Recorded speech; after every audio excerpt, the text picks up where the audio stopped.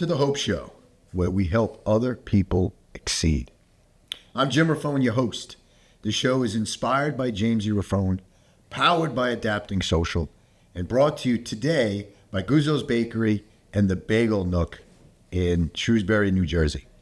Today's special guest on episode 2 of season 4 is my good friend, Mike Cuciniello. Mike. Hey, Jim. What's up, brother? How you doing, man? Awesome. Good. Thanks to you, I'm awesome. How you doing? Thank you for having me. I'm doing great. And, we've been hanging out now, working out everything. It's good to see you now, and I'm glad to be here and be a part of the team now. So I'll help you guys. So just so everybody knows, Mike Cuciniello, if you're not in the weight training world or the health and fitness world, you're missing out. But Mike is probably the best coach, and I'm not saying this because he's sitting here right now. I'm saying this is a true testament because I am one of his clients, friends, who he puts through the gamut, and has an unbelievable gym in Staten Island, New York, known as Rare Breed. Mm-hmm. I love it. I love the name. Yeah, tried to be a little different, Right. So let everybody understand, how many clients do you have? Currently probably around 200 right now, I would 200 think. clients. Maybe a little more at the current, yeah. So, how many are bodybuilders? I would say about half and half. I would say about 125 bodybuilders and maybe 130 bodybuilders and 70, transformation people. Crazy. How'd you get into this? Well, when we were little, right? When we were younger, we were 13 years old. And, the first time I saw Pump and Iron, it changed my life. And, I looked at them like they were superheroes. And I decided, hey, that's what I want to look like. And back then, when we were younger, it wasn't like really popular yet. So it was kind of like out of the box. If you were working out, the football coaches, the baseball coaches, they didn't want us doing that. Right. You're going to get muscle bound, you're going to get stiff. But I didn't care. As soon as I touched the weights, that was it. Right. Yeah. And so it was basically underground, right? Yeah, it was underground. Especially bodybuilding. Yeah. It was a very small community. As you remember, you did it yourself. Yes. Right? Yeah, it was good old days. Yeah. We had a lot of fun. Yeah. But back in Staten Island in the early 80s, right? I would imagine maybe 84, right? Yeah, it was around 80, 84. Is when you started training? Yeah. And where did you train back then? With Jim? Yeah. I went to a place called the Body Master. Body Master. Remember? It was a small little, maybe 500 square foot gym. Wasn't it a house? That was the second time. They lost the first place, and then they opened up again in the house. That's great. We used to do push-ups in the attic and do all the cardio in the attic. Right. It was really hot. There was really no equipment. It was basically just a bench, lat pull downs, power rack, dumbbells, and we just worked out from there. Cardio equipment was non-existent back then. It was a fan bike in the corner, right. And they would have us run outside and go run 2 miles, and that was the best way. And that's how I learned, and that's how I continued the process of just getting better and evolving every time. But I always go back to the roots of how we did it and how we started. And outside of bodybuilding, you were an athlete. Yeah. Right? If I remember right, you were a big hockey guy. Yeah. Right? Hockey, you're baseball. A big dude. Yeah. Hockey, baseball, football. Well, I was a little smaller back then. Not much. But, you were always a big guy. I was a competitive bodybuilder back then, but I was lean. I was right now I'm 250. Back then I was in high school. I think I was 225, 220, around there. So how old are you? 55. I'm 54. Wow, I thought you were much older than I was. Yeah. And the only reason I say that is because where you grew up on Staten Island, you were such a power figure. An athlete. You went to Tonville. Yes, yeah. Right? Yeah. So I went to St. Joseph by the Sea. Yeah. And, we always had that rivalry in sports, but you guys were always feared to a certain degree. I don't know why, but I remember you competed. Yeah. Did you compete at Susan Wagner High School? No, I competed in upstate New York. The first show was upstate. I didn't compete in the Staten Island show. I did the natural competitions. So when I saw you, though, you were ginormous. Yeah. And I kept thinking, holy crap, this guy's a big dude. Yeah. Because back then, bodybuilding, it was underground. It was not popular. Yeah. Right? You were looked down upon if you did bodybuilding. Exactly. Yeah, exactly. And that's how it was. And back then, when we were first coming up, there was different organizations, but I didn't know there was a natural organization. Mm-hmm. So I found out it was a natural organization, and back then, there was drugs going around, steroids. People were doing steroids. So I was like, I would never do that. I didn't want to do that. And then my mother had the problem with her kidneys. She had polycystic kidneys, so that was inherited in the family. Right. So I was always worried too about, God forbid, what am I putting in my body? So I always was aware of what was going into my body. It wound up taking my mother's life at 48 years old. So it's then my sister got it, and 3 of her kids got it. Same thing, polycystic kidneys. So it was it's a battle. That's another disease that it goes through the family. Right. Luckily it didn't get to me. So you have a 50-50 chance. So the kids have a 50-50 chance. My sister unfortunately got it, and I did. So now I could never pass it on to my son, or my kids. Right. But my sister, unfortunately, out of 4 kids, 3 out of 4 got it. So is it predominantly females that get it? No, it could be. It's just the luck of the draw. It's kind of like the luck of the draw. So my sister just had the kidney transplant 2 years ago. How's she doing? Her daughter, the only daughter that had the good kidneys, gave her one. My niece Angelica, yeah. So she's doing great. She's everything's great now. So no dialysis, no, nothing like that. So she, God bless. Yeah. So in essence, your mom shaped your life. Yes. She was the one who asked me when I was graduating high school, what are you going to do with your life? Because I was such a sports guy. Mm-hmm. And she's like, yeah, but you're not focused on what you really want to do. And I was like, well, I want to open a gym, and she's like, well, then do it. That's great. And of course, my father was like, when stock market, he's like, you're not opening no gym, you're coming to Wall Street. And I was like, that's not me. I don't want to do that. Mm-hmm. So I I went to Wall Street for 2 years, and I started doing my own businesses inside, doing, I was selling like sandwiches, making food or whatever. And I was making a lot of money doing that. Then I opened up the bus company because I was taking the bus into the city. I was like, you know what? I'm just going to buy a van. I'll pick people up. And I blew that up, and I started making a lot of money doing that. So I left Wall Street and stayed with that. After that, the city cracked down on us because we were making so much money, taking so much money from the city. So I got rid of that, and then that's when I got the boys about. So you guys were Uber without the technology back then. Yes, correct. Wow, it was great. It was a great business, and I met some great people on that bus. Right. And then my father, he was like sitting there, and he was mad at me when I left Wall Street. But then he came into the house, and there was cash all over the table. He's like, "Where'd that come from?" He thought it was a drug dealer.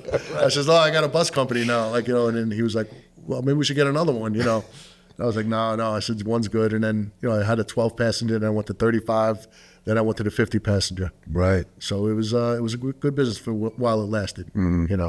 That's great, man. Yeah. And then how did your evolution? How did you find your way back into health and fitness? So after that, I saved up money and I started working at the Boys Head, with the Boys Routes. Mm-hmm. And, I was trying to get in there for the longest time, but it's a very tight community. They won't let you in. So I finally got in, and then I worked for a guy for 6 months free. I told him I couldn't get a job. So I was like, I had a little money saved. I said, I'll come in. I wound up becoming really good friends with him. Mm-hmm. And then he said, do you want to buy a piece of my route? And I was like, they're like $700,000. I said, I don't have anywhere near that kind of money. He's like, I'll give you the loan. Wow. And, how much money do you have to put down? I said, I got like $50,000. He's like, all right. So he started me up with that. He helped me out with that. I became really good friends with him. His name is John Palermo. I was good friends with him. Great guy, great guy. He was my mentor in the business.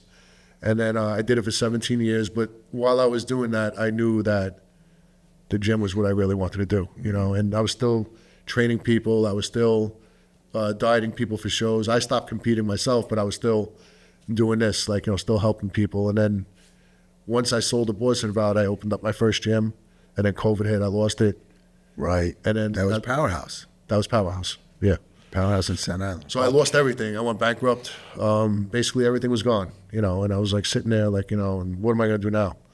So I started training people out of my backyard. Mm-hmm. And then one at a time, and I started getting my athletes back, and we started getting Division I athletes because I know how to train sports performance as well as bodybuilding. So I started going through the gauntlet there. So it was like one after another. And next thing you know, I was training 40, 50 people out of my backyard. I was one of them. You were one of them. Yeah. That's right. And then that started getting crazy, and then the winter time started coming, and it was cold back there, so we put the tent up, and then we had the heaters in there. You remember? Absolutely. It was a lot of fun. And then it just started getting crazy. So then we looked for a space, and then we eventually found the space we're in now. Which is beautiful, by the way. Yeah. Tell everybody where it is on Staten Island. It's Staten Island, 75 Putnam Street. It's in Eltonville Plaza, behind the Wendy's. It's behind the Wendy's in Eltonville. That's where everybody will find it. Beautiful space. Bro. Yeah. You guys really did a nice job. Yeah. So we started off, it was 6,000 square feet. Then we expanded to 8,500. And now we're just taking upstairs. We're renovating upstairs. So we're getting another 6,000 square feet upstairs. God bless. So, yeah, it's evolving. You know, it's getting better and better. And I always wanted to spread the word of health and fitness. But there's more people for me to capture.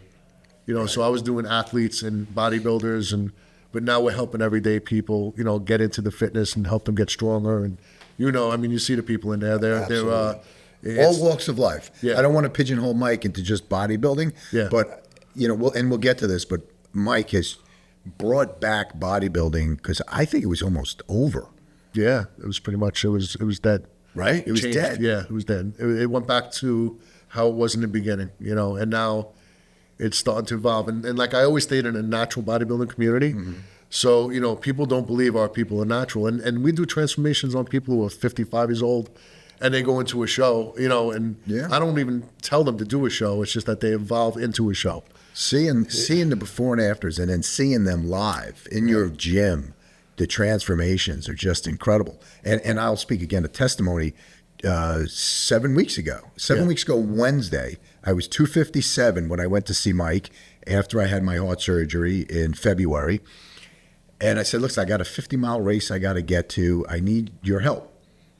Without even question, he said, just come to the next class. Right? Because that's the biggest problem. People starting. Yeah, it's starting. It's you just got to get up and do it. You know, most people, especially when you're in the older ages, like, you know, like not older, but like if you're in your 40s, like in 50s, you have a family, you're not really taking care of yourself. No.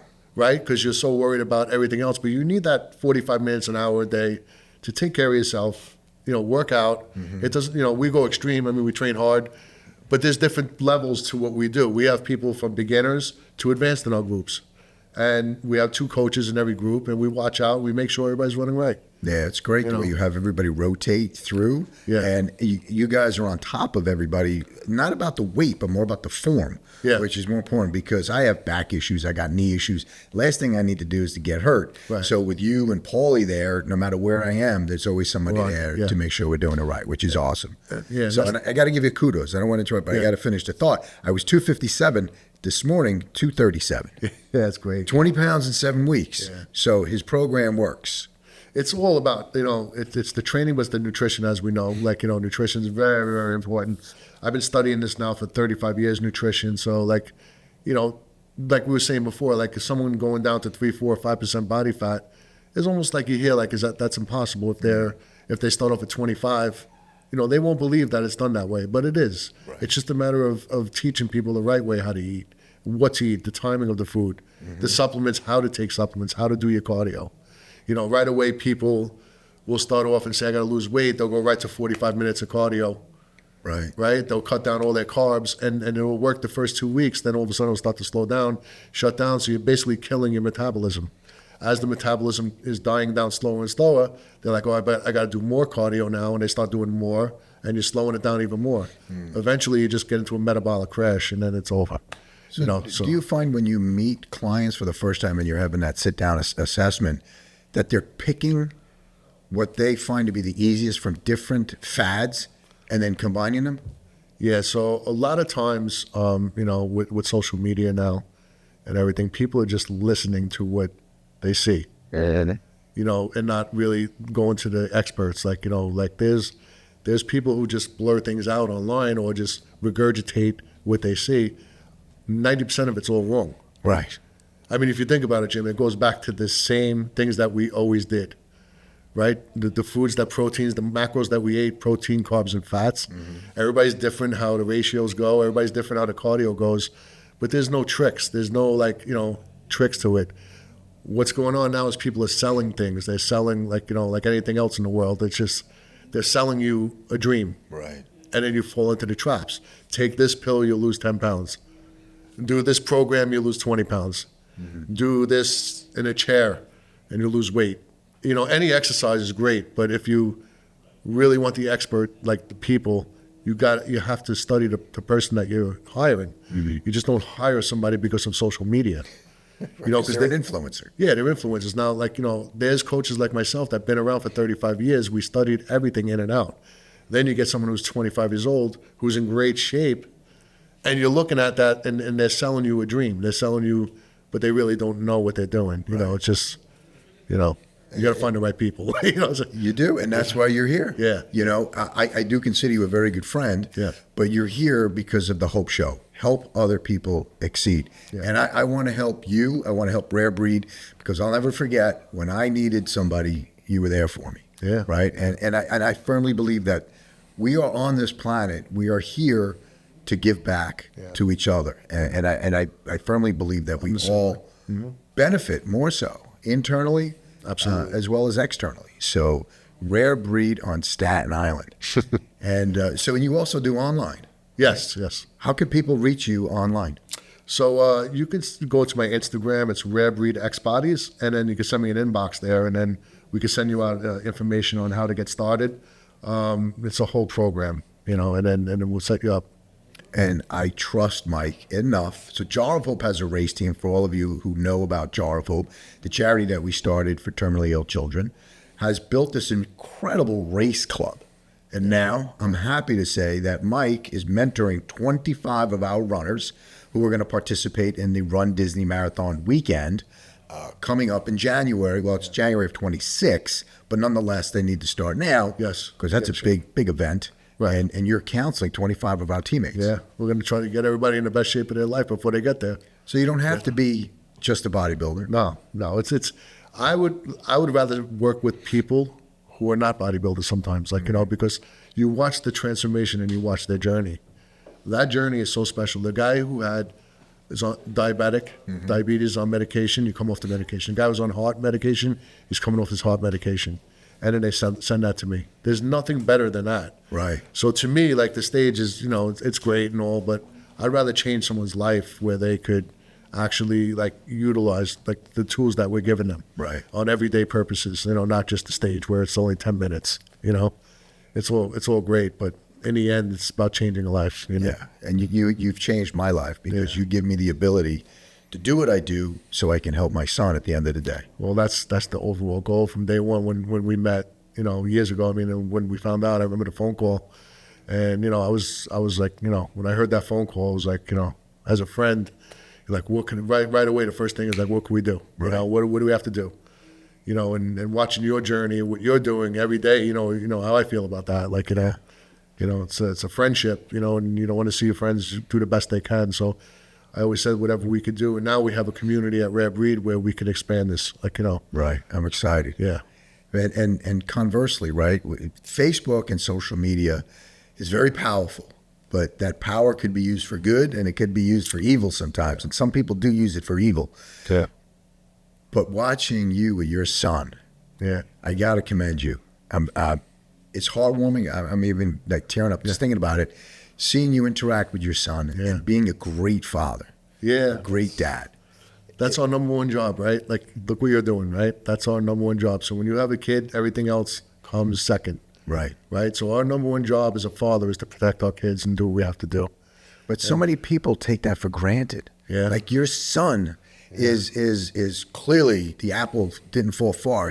He's an amazing athlete. Yeah. He's built, he's big, he's smart, right? And you're invested in his life where a lot of fathers I come across they just walk away from their kids. One of the main reasons why I did this gym in Staten Island was for my son.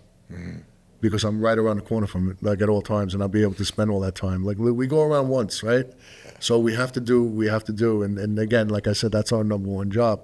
As soon as he was born, that was it. Like I said, this is my responsibility now. But you don't realize that until you have a kid. Right. But you also don't realize how much your parents loved you. You know, that's a mouthful, right? Right? So I always go back. Like, my father passed away last year. And I always go back and say, I never realized how much my father loved me, like, until my son was born. Things he did start to click and make sense. Yeah. Right? Like, my life right now is constantly thinking about my son and what could I do to make his future better, like you do, right? Everything, whatever you have to do, you do. There's no turning back. There's no, So whatever you have to do it's going to get done. Right. And you know, And you're doing a great job, bro. I appreciate that, brother. You are. Yeah. You know, I appreciate that. Yeah. a lot of people wouldn't be vulnerable enough to share something like that, but Yeah. it's great to see, especially as a friend, to get so involved with this kid, man. It's great. It's you know, I have a lot of fun. You know, I try to, you know, teach him the things I love to teach is working out, which he's doing now, martial arts because I want to learn how to defend himself, and his brain. You know, with school, I told him those are 3 things that you could do for the rest of your life. All the other sports you could do, but in the end, those are 3 things that you could continue to do. For this entire life. Right. So, you know, he's doing kickboxing or whatever. I want you to stay with that. And that's going to be a physical activity like right now, you know. I want you to work out every day, you know, make sure you're healthy. And the brain in school, like, you know, just make sure you keep sharp. And he's got a 97 average. So he's, God bless. yeah, so he's doing it right, you know. So I'm proud of him, you know. Yeah, that's great, man. Yeah. So I'm touched by that. So, but getting back to the gym era, and the reason why you're here is to help you as much as we possibly can on this platform. And I really want to have more people come to you because you're a diamond in the rough, right? Getting back to these influencers and how they try and just sell people on things. And right now in the industry, right, let's put it out there, there's a lot of, like Ozempic, trizepatide, or whatever those drugs are, right? You'll see there's these guys popping up to be hormone aficionados, like, you know, right? So how do you I'm sure you've come across these guys in the industry, right? of course, yeah. How do you combat that to a woman who wants, or a man who wants to take Ozempic when there's really, in my opinion, this is just my opinion, there's no 5 or 10 year study on what this is going to do to your insides, right? So your intestines, it causes paralysis to slow down the digestion of food. That's correct. Yeah. So the thing is, even with that, like, you're not learning how to eat, right? So Ozempic is actually hurting your muscle. You deteriorate your muscle, right? In the end, because now they came out with Ozempic protein, I think, or something like that. Oh, right? really? They're trying to come out with that because they're losing muscle. But the thing is, like for me, for teaching, I want people to learn how to eat natural foods. I want to, learn how to eat. And that's how you get better. Taking a shot and losing weight, what are you going to learn from that? And eventually, like you said, who knows what the side effects are going to be later on? We don't know. Nobody knows. It just came out. Maybe 2 or 3 years ago. It's a multi-billion-dollar drug. Weight Watchers just filed bankruptcy because of how it's disrupted the industry. Of course, yeah. Well, it's the easy way out, right? If you think about it, it's the easy way out. And you could take a shot and keep taking shots, but what happens when you stop, you gain the weight back. So you're going to basically be on this for the rest of your life. Right. And your point that you make, you lose, right? So your body composition is made up of what? Muscle, water, fat, and your organs, right? So when you're losing weight, people think, oh, great, I'm going to lose, I think it's like 0.001% a week. Yeah. Of what, though? Yeah, it's a good percentage of it is muscle tissue. Yeah. That's, and And muscle does what? It controls your metabolism. Right. So the thing is with Ozempic, I look at it in 2 ways. I look at it as if someone is 350 pounds and in trouble and they're hard and they have to lose weight and they can't do anything. Then I could see like doing something like that. But if you're 250 pounds and you're able to move and work out and do these things, why? My answer is why. Like, why would you need that? So I always look at things 2 different ways. Maybe that guy, he tried everything and, maybe he's not trying. Maybe he has to get down to a certain point and then learn how to work out from there. But I just don't see it, I guess because I've been in the natural industry for so long now. And you've seen. And I've seen hundreds and thousands of transformations when I had people who were 250 pounds, 300 pounds and come down to, 175 with 8% body fat. And, I've seen the changes where you can do it. It takes longer, but it's forever. Once you learn how to eat, That's great. But everything in life right now is quick, like Instagram, right? Everything is fast. Everybody wants everything right on the spot, right on the, nobody has patience anymore. That's the problem. So Instant gratification. instant gratification, right? That's what it's all about now. So that's what's killing every industry, right? That's what Amazon. You want to order something, boom, it's there tomorrow. What's happening? All the stores are closing down now, right? Everything, all the stores are closing. So this is what the world is turning into right now. So the world that we grew up in and what we did and the values that we learned are gone. It's the same thing like the grind. Yeah. You went through, you grinded when you were younger. Yeah, grinded. And I talk about even like living your life. We live our lives through cameras now. We don't live our life through experience. Right? So we'll sit there and you'll go to a rock concert or something and all you see is the cameras up the whole time videoing everybody. True. But you don't see them watching the actual thing, right? So then you go home and you're watching a video. So to me, we lost that part of us, or who we were, And if you didn't experience how we grew up, you wouldn't even know. Like our kids. Yeah. My son is on his iPad. I yell at him all day, right? I'm like, you have to go out and learn to experience things. You're just watching everything in a video now. Right. You're calling your friends on FaceTime, but you're not seeing them in person. A lot. Like we go out, he hangs out with them, but not like how we did. Right? If you wanted to see your friend, you had to run outside and go to the schoolyard and play ball, or right? Or if you wanted to hang out, like we didn't have phones back then, right? So it was like meet on the corner at 3:30. True. And then my mother was yelling out the window at 7 o'clock to come eat, like 6 o'clock, right? So when the lights go on. Yeah, when the lights go on, you got to come home, right? So it was a different world, It was a different world, and I missed that world. That I think made people a lot different, and that's even what's going on with testosterone now, like with the lower testosterone in men, compared to how we were. There's nothing out there anymore. Right. We used to watch Rocky and like all these big, movies and everything. And we get all jacked up and Right, amped up. fired up from them. What's out there now? There's no heroes anymore. True. All right. We have to take a commercial break. We'll be right back. Thanks to our sponsors over at the Bagel Nook. So with your son, right, and the kids, the generations now, like you said, everybody's behind the phone or in front of the phone, just watching life go by. Yeah. And one of the great things about Rare Breed is the sense of community. Yes. Right. It's a big gym, but it's not that commercial box gym. Right. And I'm not going to mention any names. Yeah. But there's a sense of friendship. There's a sense of you get to know everybody when you walk into Rare Breed, right, as opposed to some other gyms where it's cold and you're isolated. You go in, you do for yourself, and then you leave, and you're not really engaging with anybody. Right. I like the culture that you're breeding over there. Yeah, well, that was the whole purpose of what we tried to do. It's when you walk into Rare Breed, everybody knows your name. Everybody knows you, right? Every single body. Like, so if there's 100 people in there, everybody knows everybody's name. Mm-hmm. If you need a spot, even if you're on the outside of the floor, you could get a spot from anybody, or the coaches will run over to you and help you. So again, I tried to go back to like when we first started and just made the place nicer than how we used to have. Like we were in dungeons, but I had to keep up with the times. I had the dungeon gym in Powerhouse. It didn't work out too good, because we had all the meatheads in there, but it's good now because we're able to, spread out more. Yeah. You guys did a great job, and even talking about Jar of Hope, which I don't like to really talk about on the Hope Show, but it's tied into almost everything that we do. And May 22nd, we're going to try and break. May 8th in Staten Island. We have a lot of competitions going on between ballparks. So May 8th is going to be we're going to set a world record for the largest group gathered to do 10 squats at one time at the Staten Island Ferry Hawk Stadium. And it's great that the members in the gym, I know you leaked it. Yeah.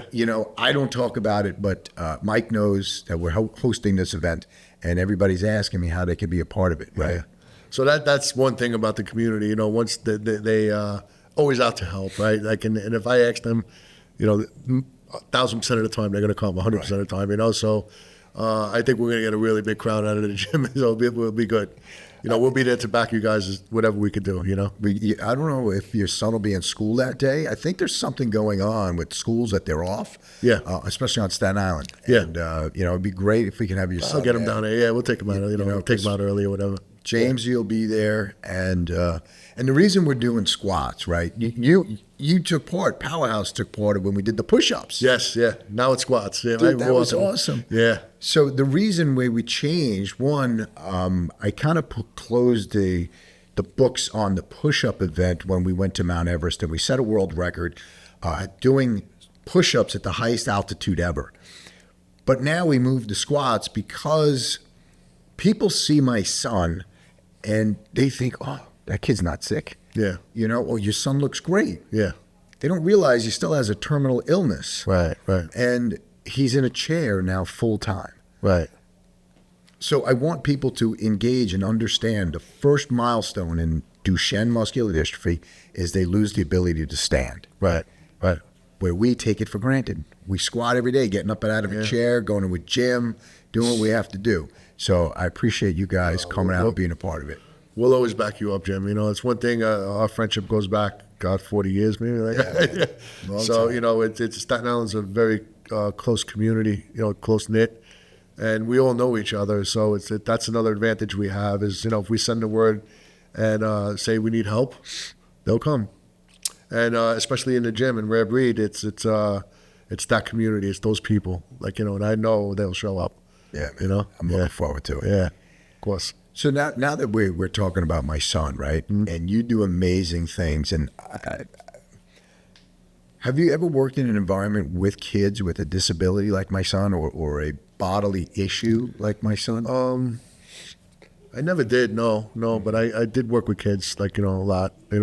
Right, mainstream kids. Yeah, I worked with mainstream kids, but some kids who, basically I did a little program, kids who were shy or who didn't, the parents wanted them to, get out there. Mm-hmm. I saw you had a program. I had a bully program. Kids through almost like a football workout. Yeah. Right? Yeah. I did a bully program a few years back, and it was great. And I'm going to probably do it again. And the kids had to get their confidence. So I told them we're going to get confidence through building your body and learning how to fight. Right. So I don't want you guys to get into fights, but I want you to feel the confidence that you know how to handle, yourself. Right. And your body. I want you to understand, as you build your body up, your confidence will get better. So true. And it, you see it develop, and you see that confidence come out. I see it all the time. It's it kind of evolves. It's even myself. When I'm out of shape, I don't feel good about myself, right? But when you're in shape, you feel great about yourself. So the whole thing is to try to always have a medium. You can't always be at 6% body fat, but if you stay in a certain area, you'll be very comfortable in walking around and confident. And that's one of the things we try to teach. It's not always going to be that 6% person. Right. You got to be confident at 12% too, and 15%. And that's one of the things that I've seen. Because I think there's an untapped demographic of people that you're missing. In my just observing from 10,000 feet in the air. Yeah, you're so good at manipulating the body with food. Yeah, right. I want to call my good friend Jake. Yeah. So Jake, he's got CP. Right. James, he's got a muscular dystrophy where his body's muscle tissue just breaks down and can't rebuild. Right. Even though it's trying. But I think if we can apply your strategies to them, we can help them live the best life possible. I would love that. Dude, I think you could change the game. I would. That's something I would love to do personally, come out there and, if you want to put a little group together one day or whatever, I would come out anytime you want. I don't care. You let me know. I'll be there. So we can do, so the CP community is a little different than the Duchenne community. I wish I can get more Duchenne families together. If you want to take part of this and help your child lose weight if you're in the Duchenne community, or build muscle tissue if you're in the CP community, and I firmly believe also in the autism community that food might play a part with inflammation with these kids. 100%. I was actually doing some research last night, and a lot of things that are being caused right now from parasites. Oh, dude, don't even get me started. Yeah. So I've been reading up and doing research and then cancer, Alzheimer's, all these different things are coming from parasites. And people don't understand that. Like, they don't realize they're just taking medication, but they're not getting to the root of the problem. Right. Now, what is your best knowledge on how to shed parasites? You got to do a cleanse, right? So there's different cleanses out there. I'm testing a few out right now to see, poking around. So I don't want to go too deep into it until I try it myself. Okay. Did I ever share with you my cleansing story? No. Hold on to your hat, because I thought parasites was another gimmick for people to hang their hat on to sell cleansing materials, right? Let's call it that. So February 6th, I was going for my heart procedure, and I was grossly overweight. I had my knee surgery in September, and I fell into depression. I couldn't run. I can't help my son do the physical things that I do to raise money. So I fell into some depression. I don't want to say I got excessive with my drinking, but my food, I'm one of these individuals, I find comfort in food, especially when everybody goes to bed, and I eat to punish myself. Right. Yeah, because I get it. Yeah. I can't help my son, so I just shove food in until I feel disgusting, and then I go to sleep. Right, I get you. Yep. So I saw Dana White did an 86-hour water fast. Yeah, yep. I did that. Dude. It was great, right? Yeah, great. I know. I thought it was nuts. I'm like, Dana White, maybe it's just for publicity. The before and afters of him, I'm like, maybe not. But I'm like, you know what? I'm so inflamed. I'm so swollen. Yeah. Why not?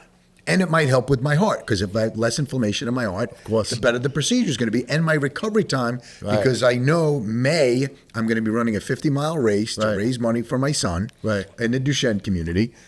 I got to start now. So in January, I started an 86-hour water fast. Mm-hmm. The first day is okay. Second day I did it. Yeah. By the third day, you're like, I know. Forget. So you fight the first day, because you're so used to this. Yeah. It's more psychological than anything. Yeah, you go into war like battle. Yeah. So I'm almost there. I'm like 80 hours in. I wake up in the morning, usually about 6 a.m., and I planned my fast to finish by noon. Right. So then I can have a nice meal and not go to bed on a full stomach again, because I wanted to slowly ease back into eating, right?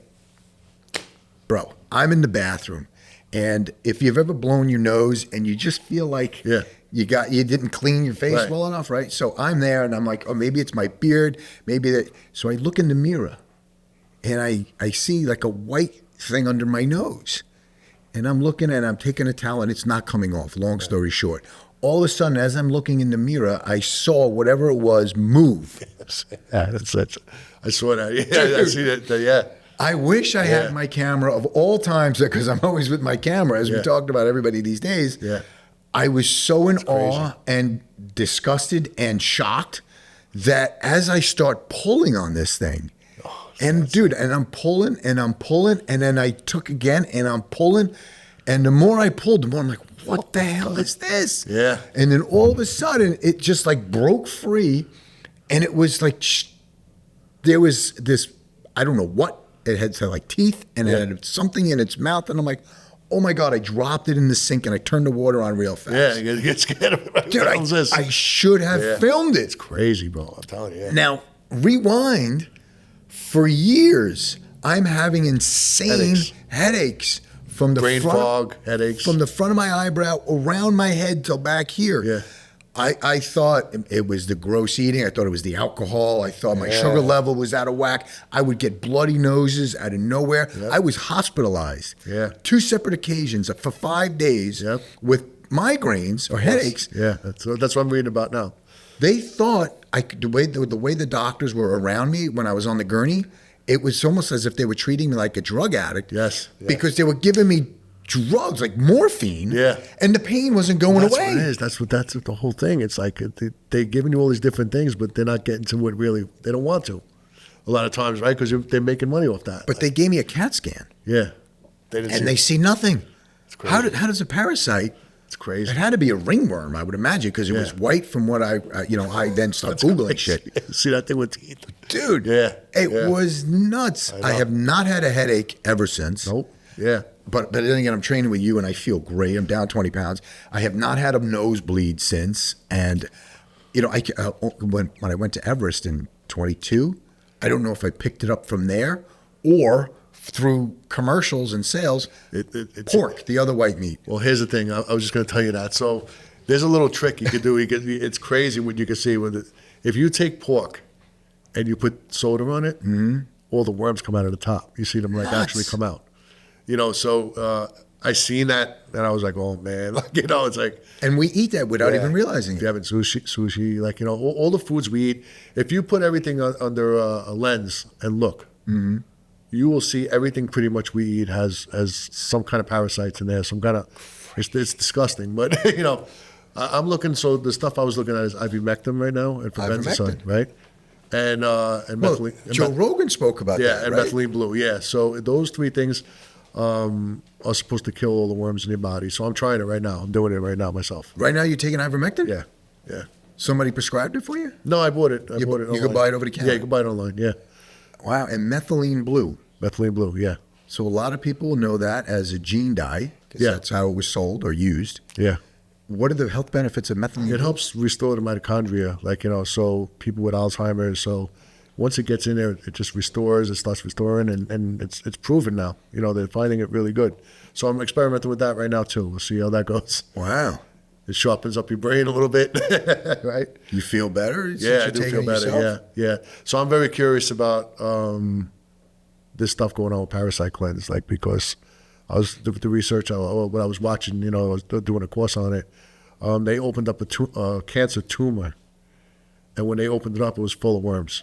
No kidding. Yeah, the tumor was actually worms, like, right? So that's what they're starting to find. Well, they feed in an acidic environment. Right. Cancer, if you have a cancer, your body's has an acidic, because there's a pH balance in your body, right? And that's what they're finding now. When they open up, it's all full of parasites, worms. And wow. So this is something that is starting to come out now more. You know, under Joe Rogan, they talked about that with Mel Gibson. Remember, he was talking about his 4 friends who had stage 4 cancer, and now they don't have it. But they use ivermectin, which they believe ivermectin is what helped to cure the cancer or rid their body of cancer. Right, correct. Amazing. Right, so, like, why isn't that out, you know, right now? We don't, you know. Right.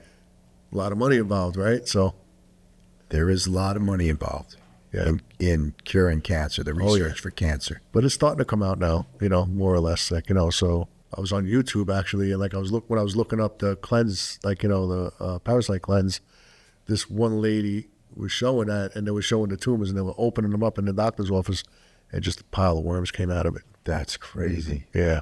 So there's 2 types of, like, you can have intestinal worms and cranial worms. Yes, correct. There was actually another guy, like the story you said, I was watching too. It was actually on Instagram, like, you know, because once you look up, like, parasites or cleanses, it starts popping up on the feed all the time. Right. And it was showing a guy who was 65 years old, went in there, and literally he had worms, like tons of them, going through his nose. So they took the cleanse, and they basically all the same thing like you were saying. It all cleared out. I could have more. His brain, yeah, you could have more, yeah. I mean, they come back, right? Because you're eating again. Oh, wow. Right, so they could have laid an egg or something. Right, that's correct. So even when you kill them, if they lay an egg, they grow back. So this is what I'm reading about. And, you know, they said you should do a parasite cleanse every 6 months. Now, disclaimer, Mike and I are not telling you to do something. We are not doctors. Yeah. We're not prescribing anything. Exactly. We're just discussing what your options are if you feel you might have parasites. Well, you can go to a professional, right, and talk to them about it. But, you know, it wouldn't be a bad thing to get checked for that. Like, you know, if you're feeling brain fog or you're feeling your body doesn't feel right, like, I would check it out. Like, go to a doctor. Right. And I would definitely recommend going to Rare Breed because I feel fantastic. Last testimony, 2 years ago in January, February, March, Mike got me ready for the New York City half marathon. I PR'd that half marathon with 2 other ladies. It was awesome. And so I'm eternally grateful to you. And I can't wait. Anything I could do, you know, that for you. Your boxing matches, what I liked when you came out all ripped up that time. I forgot all about that. Yeah, you were all shredded. You were coming. I was like, whoa, he's got a 6-pack going on. And it was great. Yeah, so if anybody remembers when I fought, Mike was the guy who got me. I got to give it to Imam, who trained me at the time to box, but Mike was my nutritionist who helped me drop a ton of body fat. Yeah. We just had 2 kids in the gym. They won the Golden Gloves. No kidding. So yeah, 2 of our guys I trained. Yeah. So you are well-rounded with athletes. Yeah. It's yeah. I love sports performance and all that. So Awesome. lucky to do what I love. So. You're blessed, bro. And you do it well.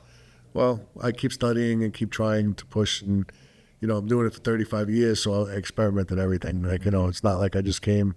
I trained every style. They could think of powerlifting, bodybuilding, CrossFit. I made my own systems now. So Good for you. you're man. lucky. Not lucky. We worked for it. But it's And I want to continue to witness your growth. yeah. So you coming to New Jersey? We'll be out Come here on, soon. we need rare breed in New Jersey. Yeah, we're poking around. We are. Yeah, we'll be out here one day.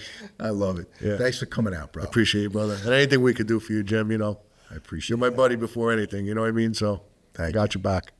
Mike Cuciniello, Rare Breed, Staten Island. Where can they find you? On Instagram, it's Rare Breed X Bodies. That's my page with all my clients. And then 79 Putnam Place, Staten Island, New York, behind Wendy's and Ultimate Plaza. Awesome. Yeah. I'm Jim Raffone, your host. I want to thank again our sponsors, Guzzo's Bakery in Morganville on Tennant and Route 79, as well as the Bagel Nook in Shrewsbury. Thank you very much for tuning in. Till next time, The Hope Show.